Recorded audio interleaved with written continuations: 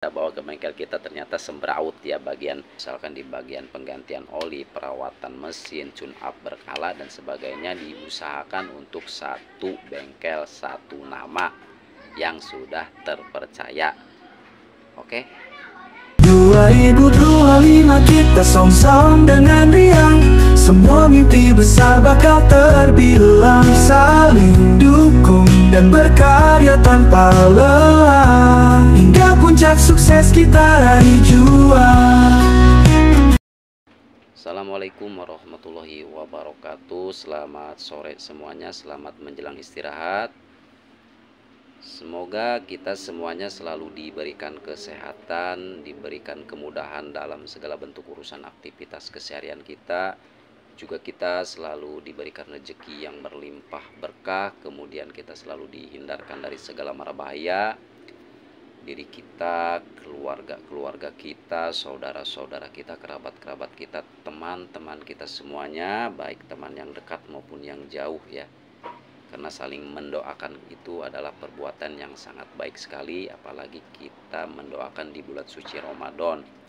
Doanya sangat mudah makbul, kemudian mudah terijabah.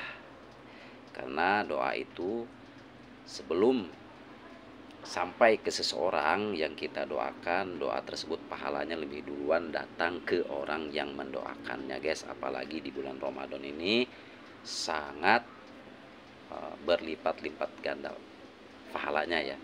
Terus di setiap langkah kita, usaha dan upaya ikhtiar kita yang positif semoga menjadi kebaikan bagi kita semua, dan Allah Subhanahu wa taala memberikan ridho untuk kita semua, amin ya robbal alamin. Kali ini Andika tidak akan panjang lebar. Andika hanya ingin mengucapkan permohonan maaf ya, karena kemarin sempat ada wacana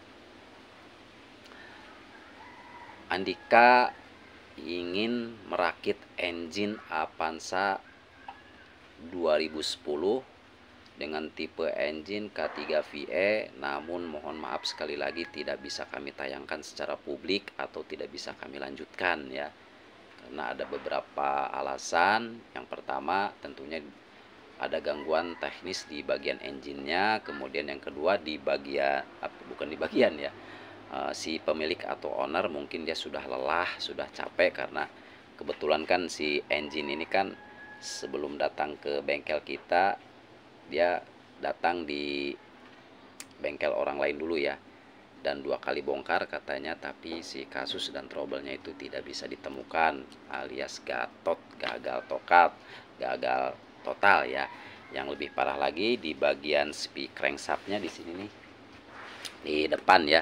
Nah itu lepas atau patah ya, sehingga si seher itu, si piston dengan valve itu saling berbenturan hingga terjadi kerusakan pada valve. Terus diganti di bagian valve api semuanya, tak pasang lagi, kemudian disekir kata si pemilik unitnya. Setelah kita bawa ke bengkel kita ternyata sembraut ya, bagian penyetelan valve clearance-nya itu sembraut. Nah itu yang disebut, apa yang disebut dengan valve clearance.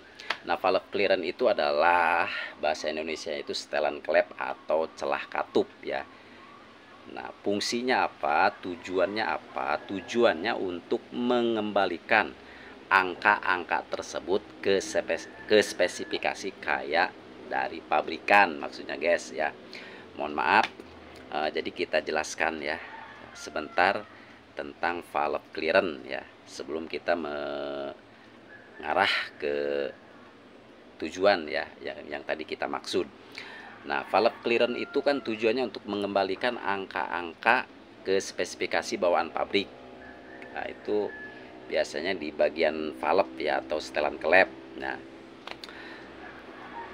kenapa harus kita lakukan penyetelan klep pada unit-unit kendaraan yang sudah lama juga pemakaiannya guys ya? Karena satu bisa merubah ke performa engine, kemudian bisa juga si valve-nya itu sudah habis payungnya, sehingga si valve bisa terlalu rapat dan sebagainya, kemudian mobil berebet-berebet ya. Nah, jadi gini guys, kita turunkan engine overhaul, jangan mentang-mentang sudah kita tebak bahwa sasaran tersebut dari piston yang oblak misalkan, kemudian dari metal jalan yang kena, tapi kita tidak melakukan valve clearance ya, tidak melakukan steel clap.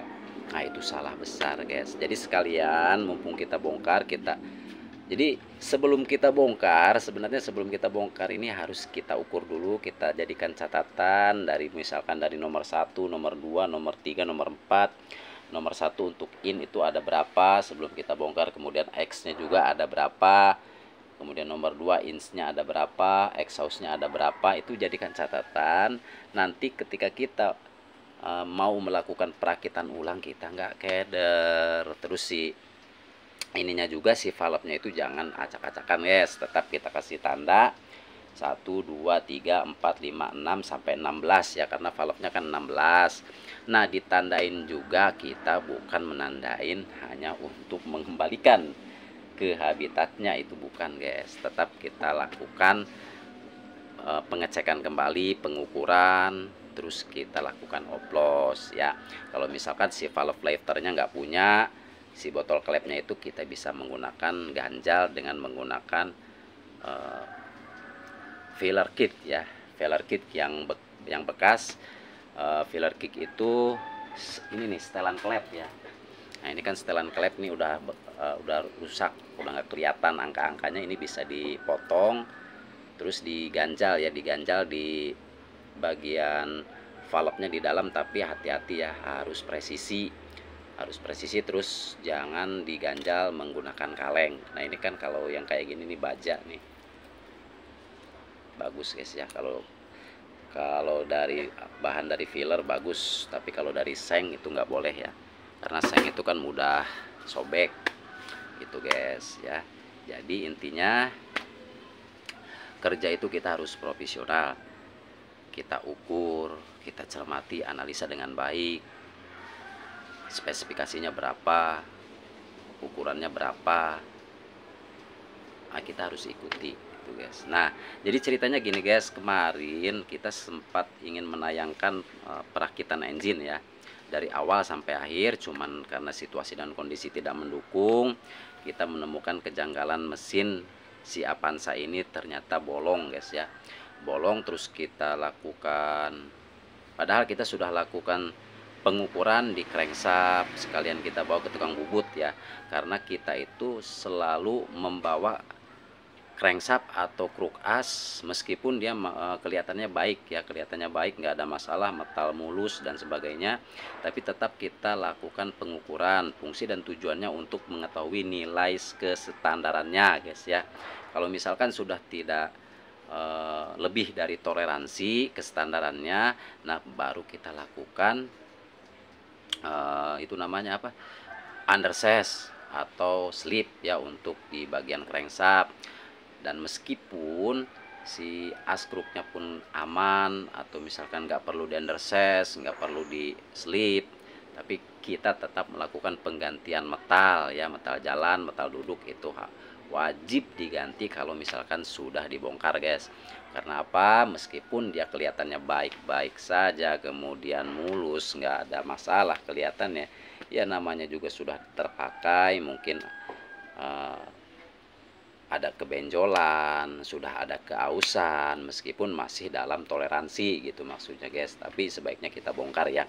Dan untuk metal jalan itu jangan sekali-kali kita ganti di bawah di atas, atau di apa namanya, disulap ya, nggak boleh, tapi harus tak turun semua, harus tak setting semua di bawah gitu. Nah, yang terakhir, saya cuma ingin memberi saran ke kalian semua, mungkin yang membutuhkan mobil-mobil bekas atau second, tolong hati-hati ya, jangan sampai tertipu. Artinya seperti di unit ini ya, di unit ini kelihatan si bodinya oke, bagus, cantik, menarik, kemudian si interiornya pun rapih, jok rapih, plafon rapi, bodinya pun masih rapi. Cuman kan kalau engine-nya seperti ini ya sulit, apalagi di bagian blok yang rusak, karena blok itu kan nggak bisa diganti guys, nggak bisa diganti. Meskipun harus digantikan, kita harus ke dealer, mungkin nggak tahu sih ya, mungkin bisa atau enggak ya, tapi kita belum pernah ngalami sih ganti engine ke dealer, nggak tahu, tapi kayaknya bisa guys ya, kayaknya bisa. Cuman kan proses dan itunya juga kan pasti lambat juga guys ya, gitu. Apalagi kalau misalkan pakai nomor-nomor mesin gendong gitu kan nggak baik juga. Terus kalau misalkan mau ganti mesin misalkan tanpa ke dealer ya bisa, cuman kita harus menggunakan mesin yang ex Singapura resmi, yang ada dokumennya, kemudian terdaftar ya, pokoknya legal ya, legal. Nah ini mesin ceritanya sudah bolong, hati-hati untuk kalian yang ingin membeli mobil baru, mobil apa saja, tolong diperhatikan di bagian blok mesin. Mungkin pernah ada insiden tendangan sehingga kelihatan tendangan piston, tendangan stang seher. Nah itu bisa kelihatan ya, bisa kelihatan dari luar, apalagi di mobil-mobil yang sekarang ini ya, itu harus diwaspadai. Meskipun kelihatannya aman, kelihatannya nggak bocor olinya, tapi setidaknya contohnya di unit ini guys, jadi si crankshaft itu macet ya, macet, kita kencangkan di 3,5 kgm dia macet, kemudian kita kencangkan lagi terakhir di 5,5 kgm tambah macet. Biasanya semakin kencang semakin ringan loh, ini kok malah tambah macet, tambah nggak bergerak gitu guys ya. Intinya hati-hati ya. Yang pertama, cara memilih kita mobil second, memilih kerjaan seseorang itu harus pandai juga ya. Untuk owner-owner, pemilik-pemilik kendaraan, mohon pilihlah bengkel-bengkel yang sudah kalian percaya ya. Misalkan di bagian penggantian oli, perawatan mesin, tune up berkala dan sebagainya, diusahakan untuk satu bengkel, satu nama yang sudah terpercaya. Oke, mungkin hanya itu yang bisa Andika sampaikan. Andika